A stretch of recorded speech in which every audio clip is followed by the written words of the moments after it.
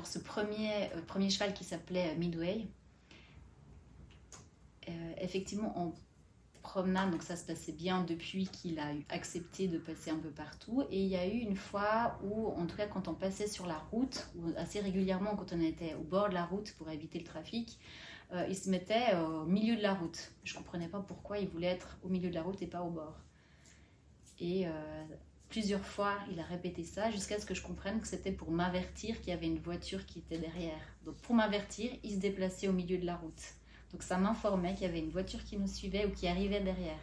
Et là, j'ai été vraiment surpris de voir cette réaction. Et finalement, je l'ai encouragé à se mettre vers le bord. Et puis, je voyais qu'il mettait ses oreilles en arrière. Et c'est en observant ses oreilles en arrière, finalement, que je savais qu'il y avait quelque chose qui arrivait dans mon dos. Donc, c'était comme un signal de sa part.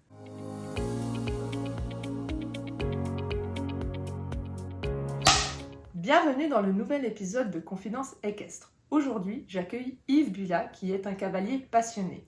Une petite particularité, Yves est sourd. Donc aujourd'hui, il va nous ouvrir les portes de son quotidien pour venir nous parler sa vie de cavalier et comment en fait il communique et il partage sa passion avec les chevaux. Ses chevaux donc Vérone, Cannelle, Cash et le petit dernier Neiko.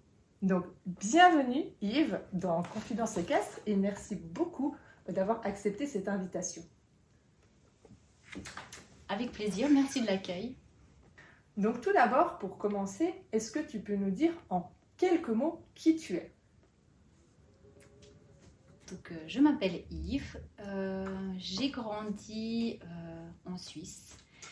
Je travaille comme sellier à 80%. Et puis, sinon, je m'occupe des chevaux que j'ai à la maison. J'habite dans un petit village qui s'appelle Fétigny, tout près de Payerne. Donc, on a une petite tradition dans Confidence équestre, c'est que je vais te donner le petit clap ici avec une craie et j'aimerais que tu écrives un mot à l'arrière qui te tient à cœur ou qui te correspond et tu vas le cacher. Fais juste attention que ça n'efface pas sur le canapé et on va découvrir ce mot à la toute fin du podcast.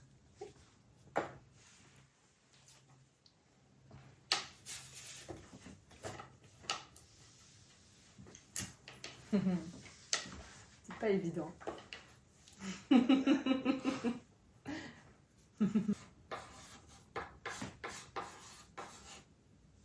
Parfait.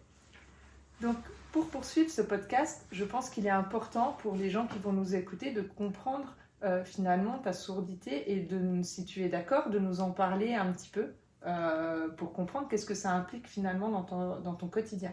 Donc, tout d'abord, est-ce qu'en fait, tu as eu ça de naissance? C'est quelque chose. Comment c'est arrivé? Voilà.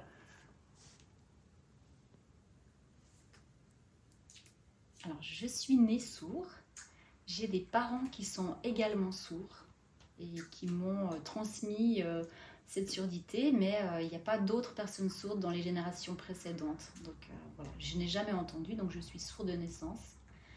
J'ai eu porté des prothèses auditives, mais qui me permettaient uniquement d'entendre des bruits sans pouvoir vraiment entendre. Et à l'âge de 9 ans, j'ai décidé de ne plus les porter. Je ne les ai jamais portées jusqu'à aujourd'hui. Je me sens bien comme ça, sans mes appareils. J'ai une sœur qui est aussi sourde et qui utilise ces appareils qui l'aident un petit peu. Et mes parents sont comme moi. Okay. Déjà là, j'apprends quelque chose sur toi. Je ne savais pas que ta famille était aussi sourde. Et on est d'accord que tu n'es pas muet. C'est ça, exactement. Pas muet. Ça, c'est un terme qu'on utilisait à l'époque. On disait souvent sourd-muet du fait que les personnes sourdes n'utilisent pas forcément leur voix. On disait à l'époque sourd-muet, mais aujourd'hui, c'est un vieux terme. On dit plus que sourd. Parce qu'il y a des personnes sourdes qui peuvent parler plus ou moins bien. Par exemple, moi, si je ris, j'émets un son avec ma voix, donc je ne suis pas muet. Ok, très intéressant. Et est-ce que tu lis sur les lèvres des gens ou tu as toujours besoin d'un interprète si tu es face à des gens qui ne parlent pas le langage des signes?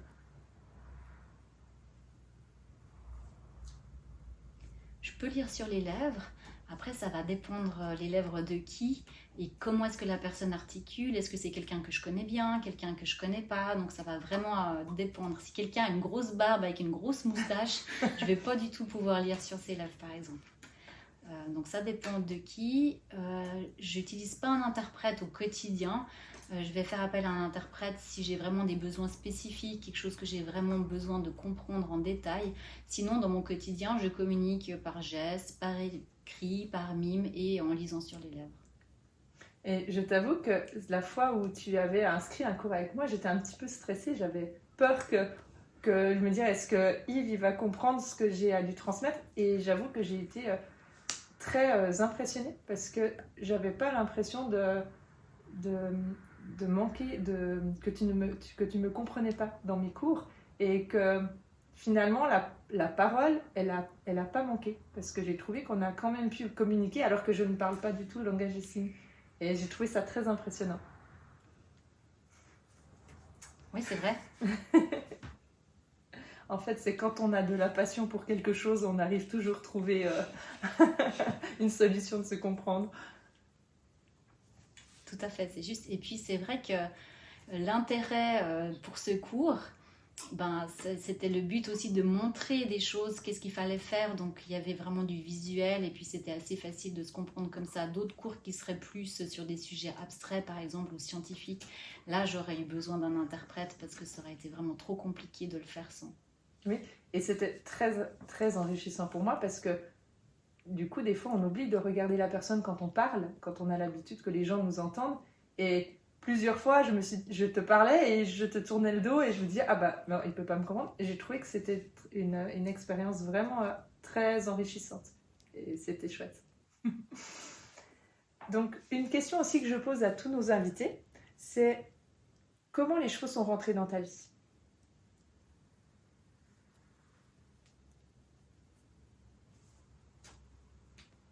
J'étais assez petit, enfant, je pense j'avais moins de 10 ans. Et les dimanches, après un repas de famille, on allait souvent se promener. Et dans les environs, il y avait des chevaux à qui j'aimais bien donner de l'herbe. Et puis après, ma grand-maman remarquait ça et m'a offert des cours d'équitation pour mes 10 ans. Et voilà, c'est devenu une drogue que j'ai jamais arrêtée jusqu'à aujourd'hui. C'était impossible pour moi de laisser tomber ça depuis ces jours-là. Il n'y a personne de ta famille qui montait à cheval ou qui s'occupait de chevaux? Non, personne. Personne, donc j'étais vraiment le premier. C'est très très drôle parce que sur les 7 ou 8 invités qu'on a eu depuis le départ sur Confidence Équestre, il n'y a personne dans leur famille qui avait des chevaux. C'est tous c'est une passion qui est née en fait comme ça et qui était, comme tu dis, je pense que c'est quelque chose on savait que les chevaux, voilà. C'est exactement ça. Et une question que je me pose, c'est finalement comment s'est passé l'apprentissage des chevaux? Est-ce que tu as trouvé des gens qui t'ont... Est-ce que ça a été différent par rapport au fait que tu étais sourd? Ou tu as dû justement avoir des interprètes? Ou comment ça s'est passé en fait? À l'époque, j'avais une dizaine d'années, j'avais un professeur qui était strict. C'était assez difficile pour communiquer aussi. On réfléchissait aussi comment s'appeler. Et donc moi j'étais sur le cheval et puis pour que le cheval réagisse, il était avec la cravache sur le cheval pour que moi je me retourne pour que je puisse regarder ce qu'il faisait. Donc on utilisait beaucoup de gestuels. Il me montrait, il faut tirer la rêne de ce côté, de l'autre. Alors il me montrait aussi physiquement comment je devais me tenir. Mais j'avais pas d'interprète pour ces cours. Et petit à petit, je pense vers l'âge de 15 ans environ, là, j'ai commencé à faire plutôt des promenades parce que j'aimais plus trop rester en manège. Donc voilà, après j'ai eu une demi-pension. Par la suite, j'ai acheté un cheval quand j'avais 18 ans. Et avec ce cheval, là, j'ai beaucoup appris à ce moment-là. À l'époque, j'avais pas de patience. J'aimais bien que les choses aillent très très vite. Et puis, j'ai essuyé des refus avec ce cheval-là. Donc, j'ai dû apprendre la patience. Je devais arriver un peu tranquillement, souriant, pour que le cheval m'accepte, pour qu'il accepte notre relation et que ça se fasse petit à petit. Et durant cette période-là, c'est vrai qu'il y a eu il profitait que je sois sourd. Par exemple, si on arrivait en forêt, un endroit où on passait souvent, mais il refusait de passer. Et du coup, on changeait de chemin, on changeait d'itinéraire. Et après, il refusait encore de passer. Et c'est arrivé plusieurs fois où finalement, on ne pouvait plus sortir parce qu'il ne voulait plus passer nulle part. Et je me suis dit, qu'est-ce que je veux faire? En groupe, ça allait bien, mais quand j'étais seule en balade, ça n'allait pas du tout. Et un jour, donc, on est resté bloqué 2 heures au même endroit parce qu'il ne voulait plus passer. Et puis donc le cheval finalement a accepté de partir. Et puis après, j'ai plus eu aucun problème. Il a toujours accepté de faire tout. Donc c'est vrai que souvent, j'ai été un peu autodidacte, quoi. J'ai dû essayer de comprendre ce qui n'allait pas, pourquoi, sans qu'on me l'enseigne. J'ai appris par moi-même. J'ai lu pas mal de livres aussi, j'ai regardé des vidéos, mais des vidéos sans sous-titres par exemple, donc c'était un petit peu difficile, mais je passais vraiment toujours par l'observation. Après je regardais le résultat, je regardais le cheval, je revenais en arrière, je trouvais des clés. Finalement j'ai pu récolter quelques clés que j'ai gardées et mis en pratique. Donc finalement ton meilleur prof a été ton cheval. Oui, c'est ça, on peut dire ça. Oui, parce que dans l'enseignement, déjà je pense que dans le quotidien, mais dans l'enseignement au niveau équestre, il n'y a pas grand-chose qui est mis en place en fait pour des cavaliers comme toi.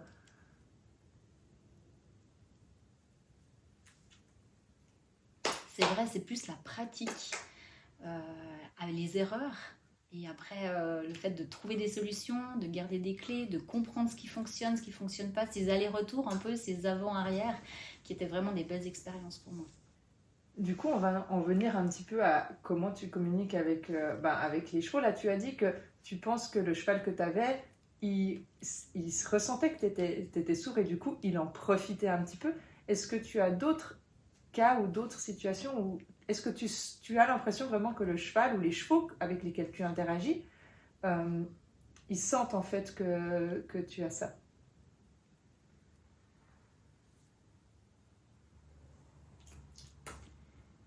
Alors ce premier cheval qui s'appelait Midway, effectivement en promenade, donc ça se passait bien depuis qu'il a accepté de passer un peu partout. Et il y a eu une fois où, en tout cas quand on passait sur la route, ou assez régulièrement quand on était au bord de la route pour éviter le trafic, il se mettait au milieu de la route. Je ne comprenais pas pourquoi il voulait être au milieu de la route et pas au bord.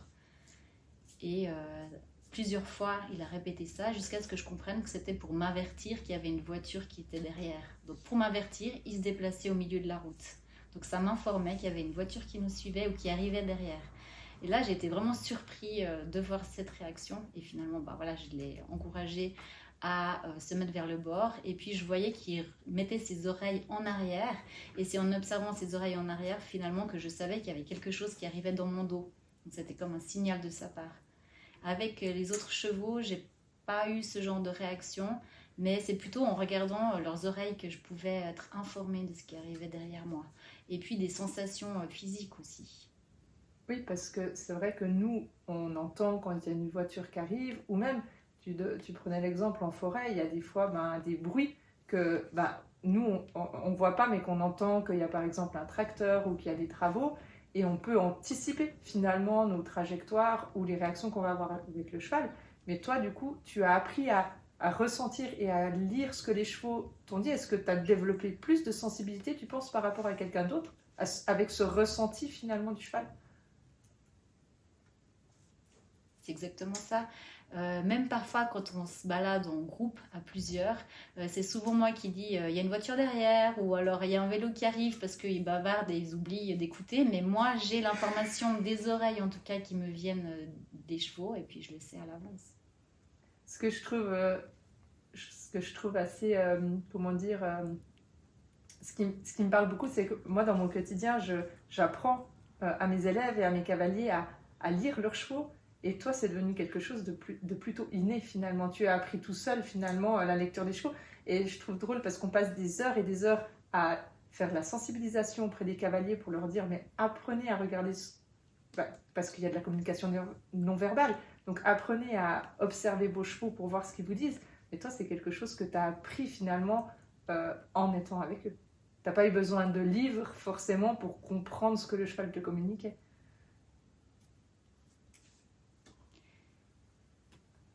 il y a eu une part d'inné, mais pas que.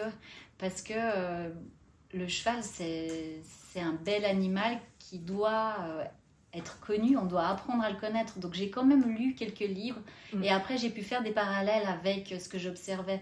Et puis c'est vrai que moi j'utilise beaucoup le visuel au quotidien, c'est aussi ça qui m'a aidée. Donc c'est un mélange entre tes... En fait, ce que tu lisais finalement, ça pouvait juste confirmer des ressentis aussi que tu avais toi. Exactement, c'est ça plutôt. Et puis après, en étant au quotidien, c'est devenu une habitude. Et au départ, je compare aussi avec les entendants qui me disent on a besoin de parler, on a besoin de communiquer par oral avec le cheval. Mais moi, je peux le faire sans vocal, en fait. Juste en observant, j'ai ces informations-là.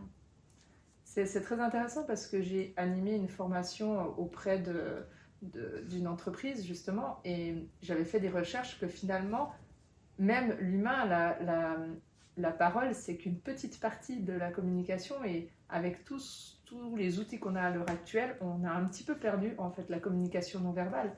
Donc même sans ça, on a un petit peu perdu ça, et c'est hyper important de revenir à la communication non verbale en fait.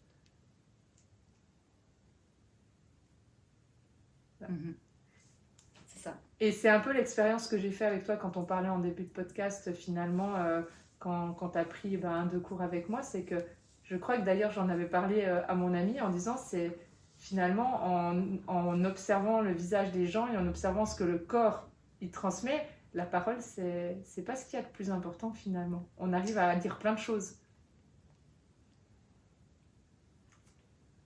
Tout à fait.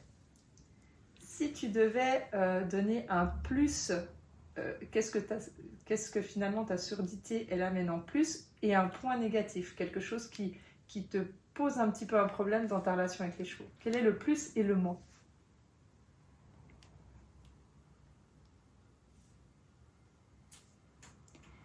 Le plus, c'est...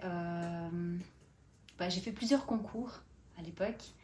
Et beaucoup m'ont dit que j'étais vraiment dans ma bulle, je pense. Dans ma bulle, dans ma relation avec le cheval. Et je pense qu'effectivement, je ne suis pas perturbée par le bruit, parce que quand il y a un événement en concours, on peut être stressé par le bruit environnant. Et moi, je n'ai pas accès à tout ça. Et du coup, je suis vraiment très, très en lien avec le cheval. Donc ça, je pense que c'est vraiment un avantage de ma surdité dans ces cas-là. Un moins... Après, je pense que c'est plutôt quand il y a des problèmes avec les chevaux, peut-être s'ils ont mal au ventre, je ne vais pas pouvoir écouter les bruits que son ventre fait, par exemple. Ou alors parfois, quand je conduis avec le van attaché à ma voiture, peut-être il peut y avoir un bruit d'un problème mécanique. Alors moi, je vais sentir, si c'est un gros problème, je vais le sentir, je vais sentir une vibration un peu particulière. Mais si c'est un petit problème un peu léger, je ne vais pas l'entendre. Donc ça peut parfois me mettre un petit peu dans le doute. Et puis je vais demander à la personne qui m'accompagne, est-ce que ça va avec le van, tout est ok, pour qu'on puisse me confirmer que tout va bien. Okay. Je sais que tu fais plein de choses, tu as fait plein de choses avec Vérone. Moi, je te connais en tant que cavalier, sauf erreur avec Vérone, si je dis pas de bêtises. Tu as fait pas mal de concours. Est-ce que tu peux expliquer un petit peu le parcours que tu as eu avec Vérone? Parce que je trouve que vous faites un très très beau couple, les deux. Enfin, je vous trouve très inspirant. J'aimerais bien que tu me parles un tout petit peu de ta relation avec Vérone. Si je ne me trompe pas de nom de cheval, mais je crois que c'est bien ça. Oui, c'est ça. C'est Vérone, effectivement. Vérone, c'est un ami qui avait une jument qui a mis bas de Vérone. Et puis, moi, je l'ai vue, elle avait un jour. Je suis venue pour la voir et puis voilà, j'étais sûre que je la voulais. À l'époque, j'avais un autre cheval, donc il fallait que j'attende. Donc, j'ai eu à cet âge-là 25 ans et je me suis dit peut-être que je vais la recevoir. Et effectivement, à mes 25 ans, mes parents, toute ma famille m'ont offert Vérone qui avait 6 mois à l'époque. Et depuis ce moment-là, je m'en suis occupée. Elle a grandi. Et à l'âge de 3 ans, j'ai commencé à travailler avec elle, la monter, et aussi pour préparer les tests pour les franches montagnes, donc à l'âge de 3 ans. Donc on a tout fait, la monte, de l'attelage, donc j'ai tout fait avec elle moi-même et tout a été réussi. Et elle était jeune, j'avais pas trop envie de la faire trop travailler à ce moment-là. Donc on a pris le temps, on a plutôt fait des balades, on a fait des rallyes à différents endroits, on a fait des petits treks aussi. Et au fur et à mesure, plus tard, vers l'âge de 5 ans, je suis partie un mois en voyage, donc entre la Suisse et le sud de la France, jusqu'en Camargue, avec elle. Et tout s'est très très bien passé. Je suis ensuite rentrée et à 7 ans, elle a eu un premier poulain. À 8 ans, donc là on a commencé à monter un petit peu le niveau et puis l'objectif c'était de faire les championnats du monde de trek en Espagne. Donc on a pu participer, donc on a été sélectionné pour participer. Et ensuite, on a moins fait parce qu'à l'époque, il y a eu j'avais fait beaucoup d'autres concours avec un autre cheval. Donc là, j'étais surtout sur du plaisir avec elle par la suite. Et ensuite, ben voilà, j'ai déménagé et j'avais la ferme à gérer. Avant, j'habitais pas dans une ferme. Et donc elle était en pension dans une autre ferme et je faisais les trajets. Et par la suite, donc j'ai pu la voir à la maison et ça m'a pris aussi plus de temps à gérer avec la ferme, etc. J'avais aussi moins de temps pour les concours. Mais c'est vrai que Véronne, donc elle a un petit peu tout fait avec moi. Et elle fait tout aussi, je peux tout lui demander. Donc elle fait aussi les poney games, d'autres choses. Enfin voilà, on a fait même du ski joring, etc. Donc vraiment, j'ai pu tout faire et je peux tout lui demander. Et du concours complet aussi. Aussi, concours complet, effectivement. Enfin, elle a fait vraiment plein de choses. Et tu penses que dans ton cas, c'est mieux pour toi d'avoir un jeune, justement, pour que tu puisses vraiment le former selon tes besoins? Ou est-ce que ça n'a pas d'impact?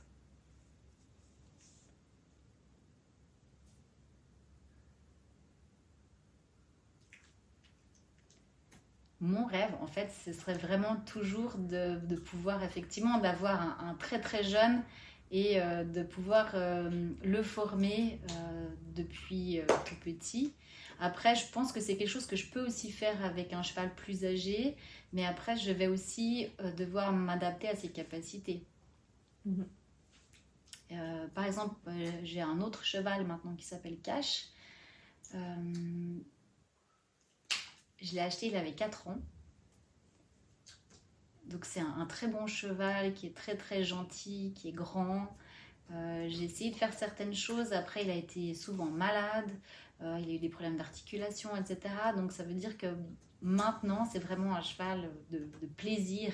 Je ne vais pas pouvoir faire d'autres choses avec lui parce qu'il a pas mal d'arthrose dans les membres. Et puis, voilà, il ne peut pas non plus travailler trop régulièrement. Donc je m'adapte à ses capacités. Donc je ne vais pas lui demander plus, par exemple.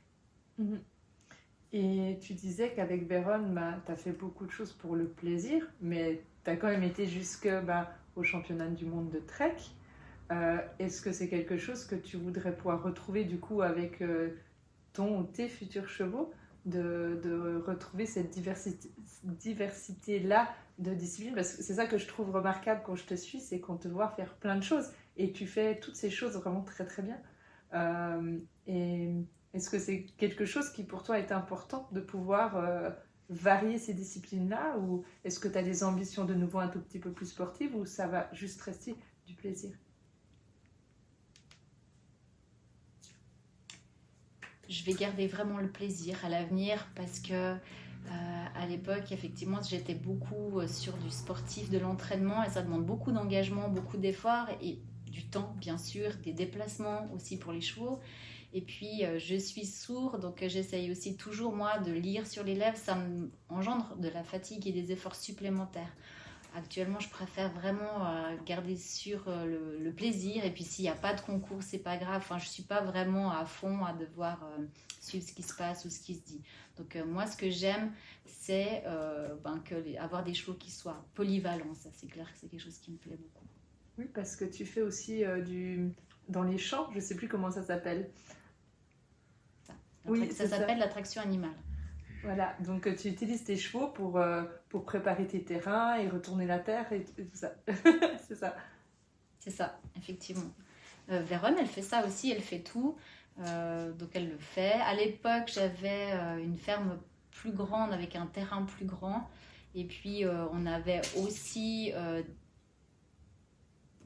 un gyrobroyeur, une machine pour broyer l'herbe. Donc et on mettait la machine derrière Véronne avec du bruit, avec un moteur, et puis ça la dérangeait pas du tout, elle pouvait tracter. Maintenant j'ai un terrain qui est plus petit, on n'a plus besoin de cette machine-là, par exemple. Mais donc depuis peu, avec Cash, on le fait. Parce que Véronne c'est la seule, elle peut pas tout faire et puis elle va avoir 17 ans, donc on essaye un peu de trouver un remplaçant, un relais pour elle. On commence avec Cash. Et du coup, tu as choisi de faire ça avec tes chevaux parce que c'est parce que tu veux voir différemment le travail agricole, si on peut dire ça comme ça, ou c'est parce que c'est pour le fun comme ça?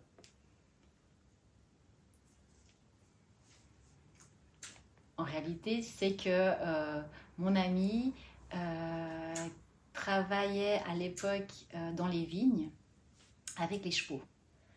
Et puis, donc j'ai été un peu influencée par son partage de son travail. Et puis, du coup, on s'est dit pourquoi pas utiliser les chevaux aussi chez nous à la ferme. Trop bien. On va juste revenir un petit peu au concours parce que j'ai une question pour toi, mais tu y as en partie déjà répondu. C'était sur le fait que, moi, comme j'ai fait pas mal de concours, comme tu l'as dit, il y a beaucoup de brouhaha, ça nous prend beaucoup d'énergie et tout. Donc toi, c'est toute une partie que tu n'entends pas. Mais est-ce que tu as senti en concours d'autres difficultés ou alors des anecdotes avec des gens qui essaieraient de t'interpeller parce qu'on sait que sur les places d'entraînement, des fois, c'est un peu le bordel, si on peut dire ça comme ça. Est-ce que toi, il y a des situations comme ça où justement le fait que tu n'entends pas, soit ok, ça me préserve, ou alors des fois ça te met dans des situations où peut-être, je sais pas, les gens ils se fâchent quand ils te demandent de te mettre, que tu es à la piste et ils te demandent de te mettre de côté. Est-ce que tu as eu ce genre de situation-là?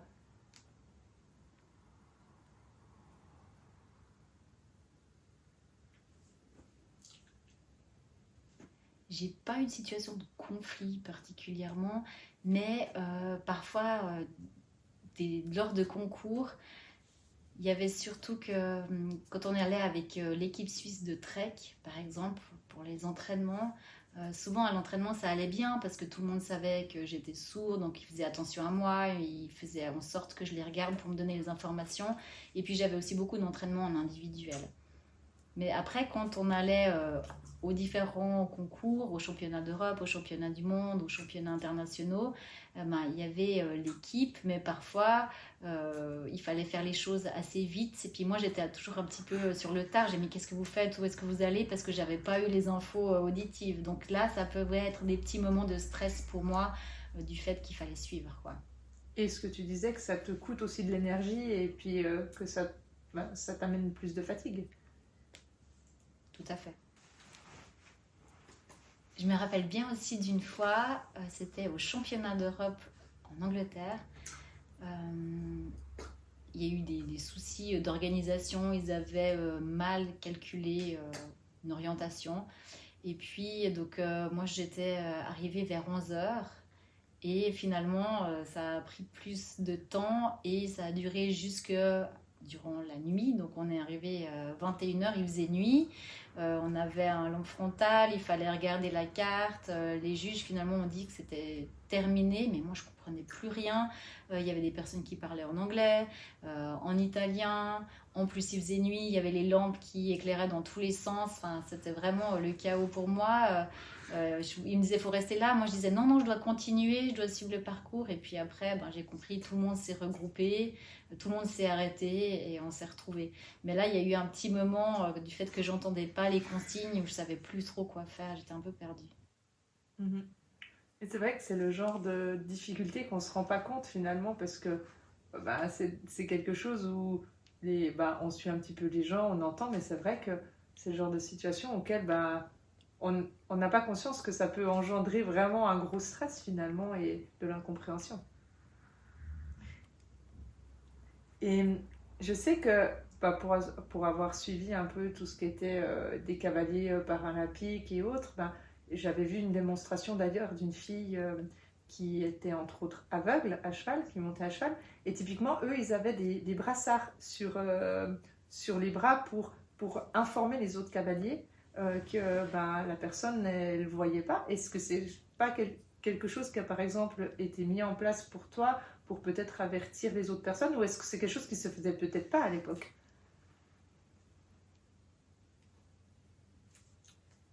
C'est vrai, à l'époque, en tout cas, j'y avais jamais vraiment réfléchi parce que moi, je me sens comme tout le monde. Mon seul problème, c'est mon audition et ça se voit pas. Et après, mettre quelque chose de visible pour le démontrer, je sais pas. Et après, il y a ce symbole d'oreille barrée qui est le symbole de la surdité, mais souvent les personnes ne connaissent pas ce logo, en tout cas à l'époque. Par exemple, en voiture aussi, parfois il y a des personnes qui mettent ce symbole de l'oreille barrée et souvent les personnes elles font exprès de klaxonner pour dire ah ben oui il est sourd. Mais enfin voilà. Moi, je ne l'ai pas vécu moi-même, mais c'est des connaissances qui m'ont dit. Donc, je ne me vois pas non plus mettre quelque chose de visible sur moi. Et puis, du coup, les personnes feraient exprès de klaxonner derrière parce que je suis sourde. Parce que tu disais, tu as dit, et pour te suivre sur les réseaux, je sais que c'est quelque chose que tu communiques beaucoup. Tu te dis, je me sens normale comme ça. Et est-ce que pour toi, justement, de mettre un insigne, par exemple, comme ça signifierait quelque chose de négatif pour toi ou ça t'atteindrait personnellement parce que ça marquerait clairement une différence?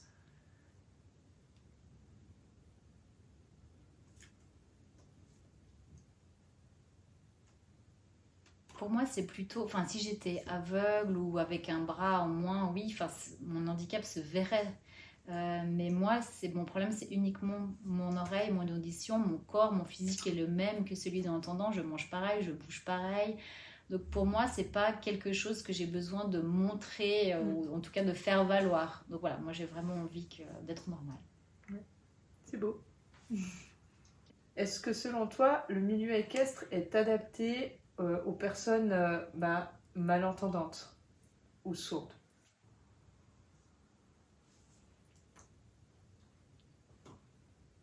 Pour les je préfère qu'on parle de personnes sourdes effectivement plutôt que malentendantes parce que malentendante ça va inclure différents niveaux. Donc disons sourd comme ça c'est plus clair. Qu'on soit cavalier ou cavalière sourde, je trouve qu'il y a ce qui est adapté, c'est qu'on va aller sur du comportement, sur du physique.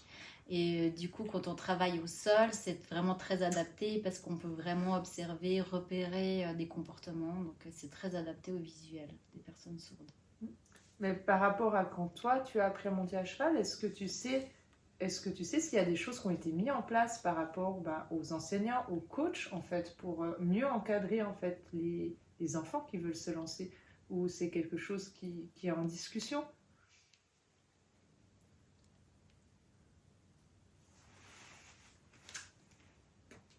À l'époque, en tout cas, j'avais ce professeur qui était assez dur.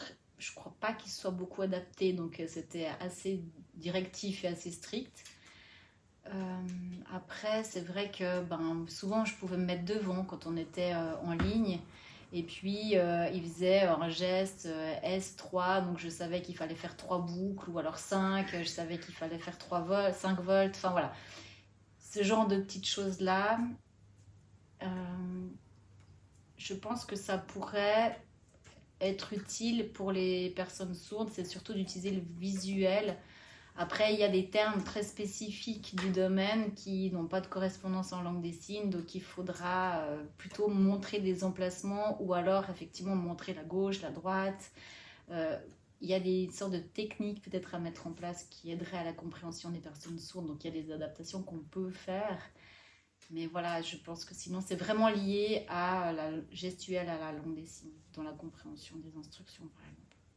Et puis avec les nouveaux outils qu'on a à l'heure actuelle, informatique et autres, est-ce que ça pourrait aider dans des situations typiquement, il y a beaucoup tout ce qui est formation en ligne qui s'est démocratisé. Est-ce que c'est des choses qui pourraient plus aider en fait les gens qui aimeraient se lancer? Toi, tu as dit que tu avais regardé les livres, mais est-ce que tout ce qui est formation en ligne, est-ce que ça ouvre plus de possibilités à des gens justement sourds?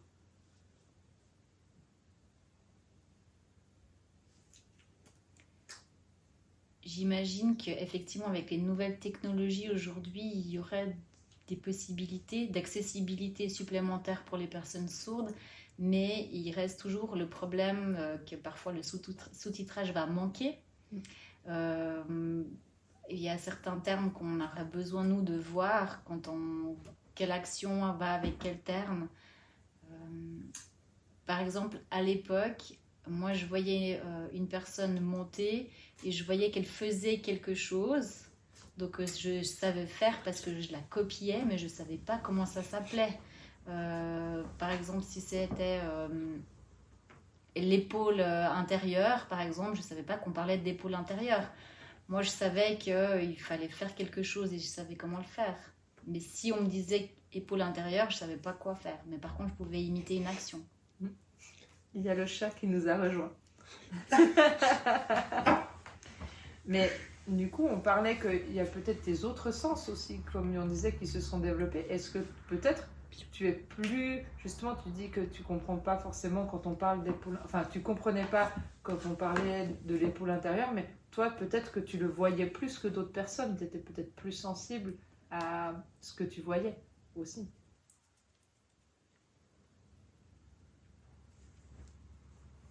Il y a de ça, donc effectivement, donc moi je n'entends pas, mais à la place de mes oreilles, je vais vraiment utiliser mes yeux de façon beaucoup plus développée et je vais tout voir, enfin pas tout voir, mais je vais vraiment pouvoir attraper des détails visuels beaucoup plus facilement et j'ai cette sensibilité visuelle supplémentaire et par chance, ça c'est quelque chose qui peut m'aider avec les chevaux aussi. Oui, parce que nous, on a plein d'informations aussi auditives et c'est vrai que peut-être si tu vas te concentrer plus sur une chose que nous, peut-être on va entendre, regarder en même temps et on va se déconcentrer un petit peu sur des choses un petit peu... Voilà. Et si tout d'un coup, parce que je sais qu'on a des enseignants qui nous écoutent sur le podcast ou des centres équestres ou autres, est-ce que tu aurais envie de leur dire quelque chose ou leur donner un conseil par rapport à ça? S'ils ont des gens qui viennent, qui sont sourds, quel conseil tu pourrais vraiment leur donner? Alors, tu as déjà répondu un petit peu, mais...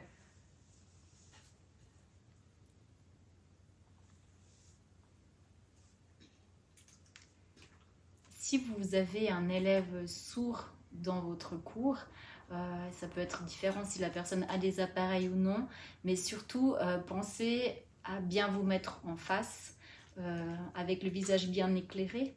Parce que des fois, on est dans un manège, on peut être dans un endroit assez sombre et parfois assez loin de la personne. Et si on est loin, rajouter des gestes qui aident à la compréhension, par exemple. Et si ce n'est pas possible, faire se rapprocher de la personne, lui donner des explications, montrer les emplacements, gauche, droite, sur les membres, par exemple, et puis passer à la pratique après. Parce que si vous donnez juste des informations orales, comme ça, la personne ne va pas comprendre et du coup prendre du retard dans les informations qu'elle reçoit. Est-ce que tu aurais envie de passer un message aux cavaliers entendants? Est-ce qu'il y a quelque chose que tu as envie de leur dire sur des choses que tu as peut-être vécues ou voilà, un petit mot, soit pour qu'ils comprennent mieux certaines choses ou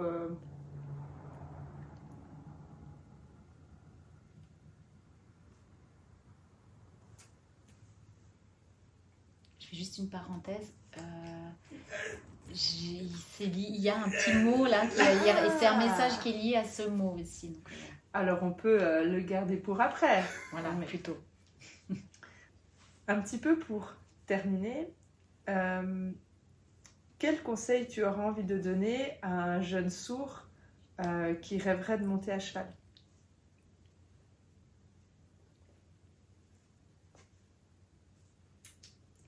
Si c'est un rêve, il faut le faire. Il faut le faire, il faut le réaliser. Après, voilà, si tu aimes pas, à voir par la suite. Mais en tout cas, il faut essayer. Il y a des belles choses. Et puis, ça peut... l'animal, en tout cas, peut apporter de l'accessibilité. Le fait de se sentir aussi moins seul. Parce que le cheval ne va pas te juger parce que tu es sourd. C'est très joli ce que tu dis. Est-ce que tu as un rêve que tu désires accomplir avec tes chevaux? ou ton parcours équestre ou... Quel est ton rêve à toi?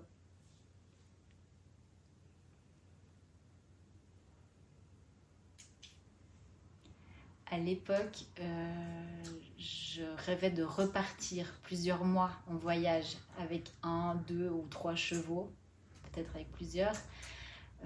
Aujourd'hui, du fait qu'il y a la ferme, le travail, enfin la vie un peu différente, mais voilà, ça c'est toujours un rêve que je garde. Est-ce que je le réaliserai ou pas? J'espère en tout cas. J'ai une dernière petite question à poser qui est pas tout à fait en rapport avec ce dont on a parlé, mais c'est une question que je pose à tous mes invités. On sait que le milieu équestre est quand même relativement menacé par rapport à plein de problématiques qu'on a à l'heure actuelle sur des choses qu'on voit passer sur les réseaux sociaux, sur tout ce qui est les causes animales et tout. Et j'aime bien poser la question à mes invités de quelle est ta vision de tout? Comment tu vois, le milieu équestre en 2025? Comment tu le vois évoluer? Est-ce que tu le vois évoluer dans le bon sens, dans le mauvais sens? Quelle est ta vision à toi? Difficile question, je sais. Je réfléchis à bien formuler les choses. Et c'est une question que je pose parce que c'est des valeurs ou une cause qui me touche particulièrement dans mon quotidien avec les chevaux. Et j'aime bien donner la parole à tous mes invités, quel que soit leur environnement ou leur univers. Je trouve très intéressant d'avoir leur avis sur cette question.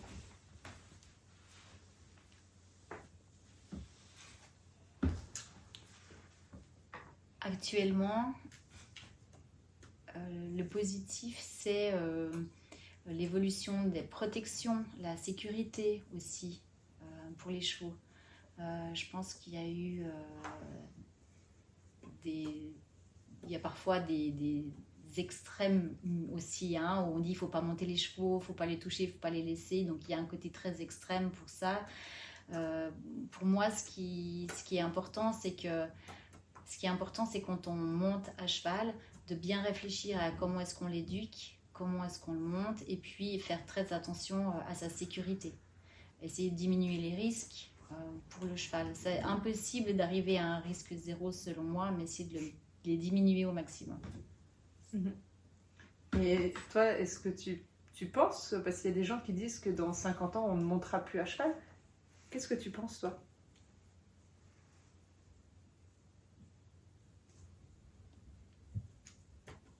Moi-même ou de façon générale? De façon générale. Que les sports équestres sont menacés.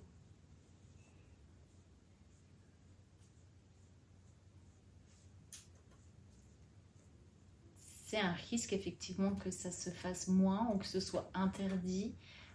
Mais ce qui est important, c'est que nous, on puisse montrer un bon exemple de nos pratiques pour pouvoir permettre une durabilité de ce sport de la meilleure des manières.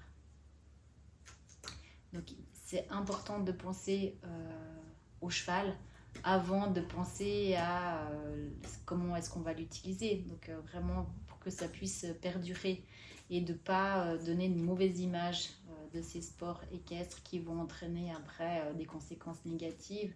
Et les conséquences négatives, ça peut être justement des sortes de dénonciation de maltraitance de chevaux ou alors effectivement de diminution de ces sports-là. Que la passion, elle reste, la passion et le plaisir, ça reste avant toutes les autres ambitions. Tout à fait, exactement. Donc, je ne sais pas si tu as quelque chose d'autre à ajouter, s'il y a des choses que tu avais envie de transmettre ou de dire, tu as la parole. Je ne sais pas si tu as autre chose. Autrement, je te propose qu'on découvre le mot que tu as écrit en début de podcast.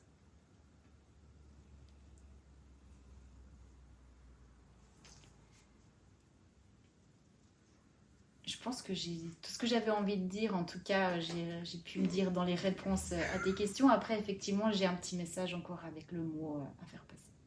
Alors, je te propose que tu prennes et tu montres le mot à la caméra. et tu nous en parles.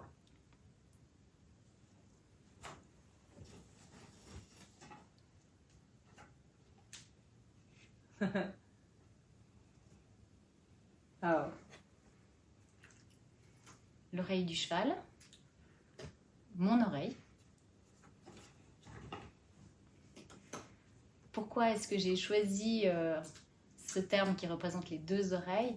C'est parce que les oreilles du cheval remplacent les miennes. Donc quand je monte à cheval, j'ai les informations qui me viennent des oreilles des chevaux, que ce soit un bruit ou alors est-ce qu'il est fâché, est-ce qu'il est curieux, etc. Donc c'est vraiment le mouvement de ses oreilles qui va me donner toutes les informations. Donc il y a vraiment tout qui est là. Et il l'utilise pour communiquer avec ses pairs. Et puis aussi, ça va me permettre de l'observer et de le comprendre. Donc un conseil pour les cavaliers, quand on me demande comment est-ce que tu sais qu'il y a une voiture qui est derrière, comment est-ce que tu as repéré telle ou telle information, le mieux c'est de se taire, de fermer les oreilles aussi, de se concentrer sur le cheval et ce qu'il nous dit, parce que le cheval nous donne toutes les informations dans son comportement. Souvent, peut-être quand vous allez en balade en forêt, il y a des bruits qui vont peut-être vous stresser, mais vous allez après transmettre ce stress à votre cheval. Donc essayez vraiment de vous couper de tous les bruits et de vous concentrer sur votre cheval, et en tout cas le cheval par la suite sera aussi moins stressé. Donc être vraiment à l'instant présent avec l'animal et juste d'être avec lui complètement. C'est ça, tout à fait. En tout cas, merci beaucoup Yves d'être venu dans mon émission, dans mon podcast. Ça m'a vraiment fait plaisir de t'accueillir parce que comme je te dis, ça fait des années que je suis tes aventures et je suis vraiment fascinée par ton parcours et puis les messages que tu transmets. Je suis hyper contente que tu sois là parce que c'est très différent de tous les autres invités que j'ai eus et je suis vraiment contente que tu as mis ta brique à la grande famille des gens qui viennent au sein du podcast de Confidence Équestre. Donc c'est toi qui vas terminer en fait ce podcast en prenant le clap et en clapant. Donc c'est toi qui vas mettre la fin à ce podcast. Mais je voulais juste avant, est-ce qu'il y a un endroit où les gens ils peuvent éventuellement te contacter, soit par le biais des réseaux sociaux, pour s'ils ont envie d'échanger avec toi ou de te poser des questions ou... Est-ce qu'il y a un endroit où on peut discuter avec toi? Alors, on peut me contacter en tapant Yves Bula sur Facebook et on trouve ma page. Et puis, il y a aussi un ancien groupe que j'avais créé à l'époque. C'est une page qui s'appelle Yves Bula Cavalier Sourd. Mais voilà, qui n'est pas très active. Mais via ces deux biais-là, on peut me contacter si jamais. D'accord. Donc ce que je vais faire, c'est que je vais mettre sous la description de la vidéo, je vais mettre les liens. Comme ça, si vous avez envie de partager, que vous soyez cavalier entendant ou cavalier sourd, qui aurait envie de discuter ou partager avec Yves, comme ça vous avez toutes les informations. Donc, tu peux prendre le clap. Et tu peux terminer le podcast. Merci pour tout, Yves. Je rajoute une dernière petite chose. Oui. C'est vrai que j'ai suivi aussi ton évolution, tes participations dans les différents concours, et après tu as commencé à travailler avec le travail au sol, les formations, tu as fait des formations aussi en France, donc j'ai vu vraiment ton évolution et ton parcours, et je voulais te féliciter pour ça et pour tout ce que tu fais jusqu'à aujourd'hui. Merci beaucoup, ça me touche beaucoup. Merci beaucoup Yves. Ce podcast vous a plu? Alors mettez 5 étoiles ou un like selon votre plateforme d'écoute. Laissez un commentaire pour partager vos impressions ou pour en savoir plus sur nos invités ou sur mon podcast. Je me ferai un plaisir de les lire et de vous répondre. Pour donner de la visibilité, partagez-le un maximum autour de vous. J'ai besoin de vous pour faire connaître Confidence Équestre. Je vous invite également à suivre mes invités et moi-même sur nos divers réseaux sociaux. Vous trouverez les liens ci-dessous. Un invité vous ferait plaisir, n'hésitez pas à nous partager vos idées et vos envies. À très bientôt pour un prochain épisode de Confidence Équestre.